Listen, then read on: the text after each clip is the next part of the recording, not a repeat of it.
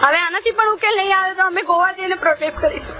Corporation દ્વારા શહેરને સ્વચ્છ કરવા કરોડોના સાધનો ખરીદી બાદ પણ યોગ્ય સફાઈ નહીં થતી હોવાની આરટીઆઈમાં બહાર આવતા સામાજિક કાર્યકરે તંત્ર પર રોષ ઠાલવ્યો હતો. શહેરને સ્વચ્છ બનાવવા કોર્પોરેશને ક્યાં કેટલો ખર્ચ કર્યાની આરટીઆઈ એક્ટિવિસ્ટે માંગેલ આરટીઆઈમાં કોર્પોરેશન દ્વારા મળેલ વિગતો ચોંકી ઉઠેલ સામાજિક કાર્યકર અતુલ ગામેચીએ કોર્પોરેશન તંત્ર પર રોષ ઠાલવી જણાવ્યું હતું કે 2 કરોડ 39 લાખ ઉપરાંતના સફાઈ સાધનો, દવાઓ, ફિનાઇલ સહિતની ખરીદી બાદ શહેરમાં સફાઈ જોવા મળતી નથી તેવા આક્ષેપ સાથે સમગ્ર પ્રકરણની વિજિલન્સ તપાસની માંગણી કરવામાં આવી હતી. સોસાયટીમાં સફાઈ થતી નથી.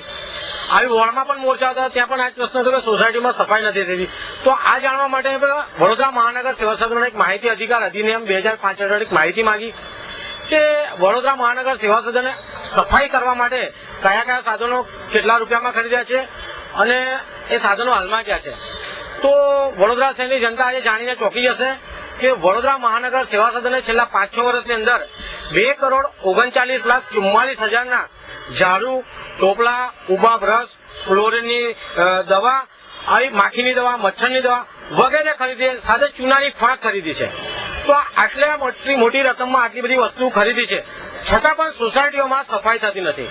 બીજી વસ્તુ એ છે કે જે ચૂનાની ફાંક ખરીદી છે, તો ચૂનાની ફાંકથી શું થાય છે એ મારે જાણવું છે. કેમ કે મચ્છરનો માખી ભગાડવા માટે ગેમેક્સી પાવડર આવે છે, એ ગેમેક્સી પાવડરની આજ દિન સુધી અમને ખરીદી કરી નથી. બીજો વિચારવાનો વિષય એ થઈ ગયો છે કે આ ખરીદી થઈ છે કે ખોટા બિલો બન્યા છે. જો આટલી મોટી ખરીદી થઈ હોય તો વડોદરા શહેર સ્વચ્છ અને સુંદર હોવું જોઈએ, એ મારું પોતાનું માનવું છે.